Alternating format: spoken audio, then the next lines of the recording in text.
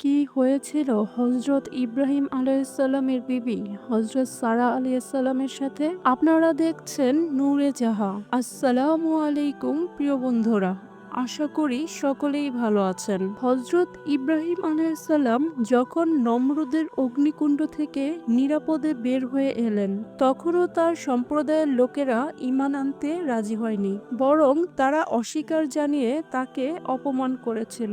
তখন তিনি বললেন, আমি পৌত্তলিকতার জায়গা ছেড়ে এমন এক স্থানে চলে যাব যেখানে আমি আমার রবের ইবাদত স্বাধীনভাবে করতে পারবো। এরপর আল্লাহ তাআলা তার জন্য একটি স্থান নির্দেশ করলেন।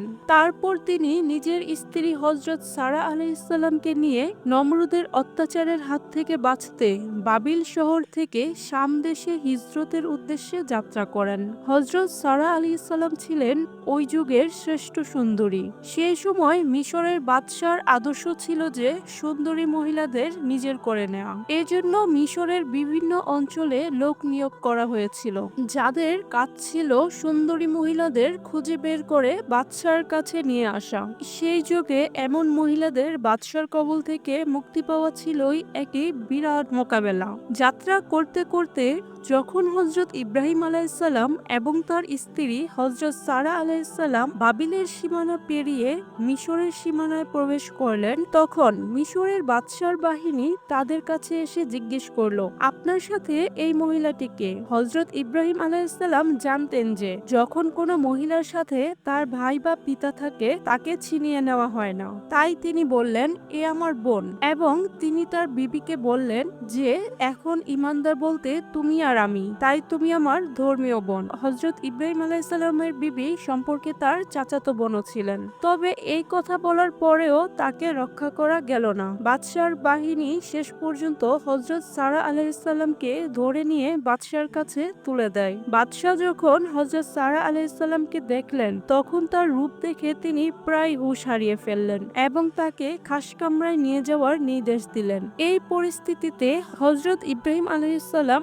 আল্লাহর স্মরণে মনোনিবেশ করে নামাজে দাঁড়িয়ে গেলেন। আল্লাহ তাআলার কুদরতি ভাবে সমস্ত প্রাচীর এবং গাছপালা সরিয়ে দিয়ে বাদশার খাস মহলে হজরত সারা আলাইসাল্লামের অবস্থান এমনভাবে পরিষ্কার করে দিলেন যেন তা একটি স্বচ্ছ কাচের মতো স্পষ্ট হয়, যাতে হজরত ইব্রাহিম আলাইসাল্লাম স্বীয় স্ত্রীর সাথে বাদশার আচরণ লক্ষ্য করে তার সতীত্ব নিয়ে কোনো সন্দেহে না পড়ে। কারণ হজরত ইব্রাহিম আলাইসাল্লাম সব সময় চরিত্রগতভাবে অশুভ আচরণকে ঘৃণা করতেন। এদিকে বাদশাহ যখনই অসৎ উদ্দেশ্যে সারা আলাইসাল্লামের দিকে হাত বাড়ালেন, তখনই তার হাত অক্ষম হয়ে গেল। বাদশাহ তৎক্ষণাৎ ক্ষমা প্রার্থনা করলেন। হযরত সারা আলাইহিসসালামের দোয়ায় তার হাত ফিরে পেল। তবে যখন তিনি আবার একই উদ্দেশ্যে হাত বাড়াতে গেলেন, তখন দ্বিতীয়বারও তার হাত অক্ষম হয়ে গেল। এবার তিনি আরো বিনীতভাবে ক্ষমা চাইলেন। হযরত সারা আলাইহিসসালামের দোয়ায় তার শক্তি আবার ফিরে এলো। তৃতীয়বার যখন তিনি আবার অসৎ উদ্দেশ্যে হাত বাড়ালেন, তখন তৃতীয়বারও তার হাত বিকল হয়ে গেল। বাদশাহ এবার কঠোরভাবে ক্ষমা চেয়ে বললেন, আমি আর কখনো এমন কাজ করব না। এরপর হযরত সারা আলাইহিসসালামের দোয়ায় বাদশাহ তার শক্তি ফিরে পেল। তিনি পরাজিত মন নিয়ে কামরা থেকে বের হয়ে গেলেন এবং দারোয়ানকে ডেকে বললেন, তোমরা এই মহিলাকে কি নিয়ে এসেছো? এত সুন্দরী একজন নারী, এ নারী তো নিশ্চয়ই জান্নাতের কোনো হুর। তারপর তিনি হযরত সারা আলাইহিসসালামকে মুক্ত করে দিতে আদেশ দিলেন এবং তাকে একজন গোলাম হাজেরা উপহার স্বরূপ দিলেন। হযরত সারা আলাইহিসসালাম ও হাজেরা যখন হযরত ইব্রাহিম আলাইহিসসালামের কাছে পৌঁছলেন, তখন তিনি নামাজে মগ্ন ছিলেন। হাতের ইশারায় তিনি তার স্ত্রীর কাছে জানতে চাইলেন কি খবর। ওই সময় শরীয়তের বিধান অনুযায়ী নামাজের মধ্যে ইশারায় কথা জিজ্ঞাসা করা যেত। হযরত সারা আলাইহিসসালাম উত্তর দিলেন, আল্লাহ তাআলা পাপিষ্ঠদের ষড়যন্ত্র নষ্ট করেছেন এবং হাজেরা নামক এই গোলামি আমাকে উপহার দিয়েছেন।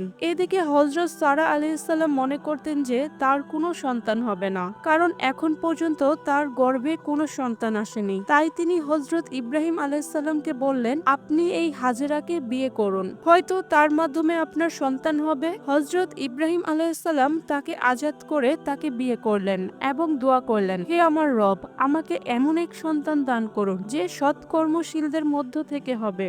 ফলস্বরূপ হাজেরা আলাইহিসসালামের গর্ভে হযরত ইসমাইল আলাইহিসসালামের জন্ম নিল। হাজেরা মা হওয়ার পর হযরত সারা আলাইহিসসালামের মা হওয়ার আকাঙ্ক্ষা জেগে উঠল, তবে তখন উভয়ই বয়স্ক ছিলেন। এরপর আল্লাহ তাআলা তাদের ইচ্ছা পূরণ করে সুসংবাদ পাঠালেন যে হযরত সারা আলাইহিসসালাম মা হতে যাচ্ছেন। কিছু সময় পর হযরত সারা আলাইহিসসালামের গর্ভে হযরত ইসহাক আলাইহিসসালাম জন্ম নিলেন, যিনি হযরত ইসমাইল আলাইহিসসালামের থেকে 13 বছরের ছোট ছিলেন। বন্ধুরা, আমরা বুঝতেই পারছি আল্লাহর উপর ঈমান ও বিশ্বাস থাকলে যে কোনো বিপদ থেকে খুব সহজেই রক্ষা পাওয়া যায়। প্রিয় বন্ধুরা, যদি ভিডিওটি আপনাদের কাছে ভালো লাগে অবশ্যই লাইক, কমেন্ট, শেয়ার এবং সাবস্ক্রাইব করতে ভুলবেন না। আশা করি সকলেই ভালো থাকবেন। খোদা হাফেজ।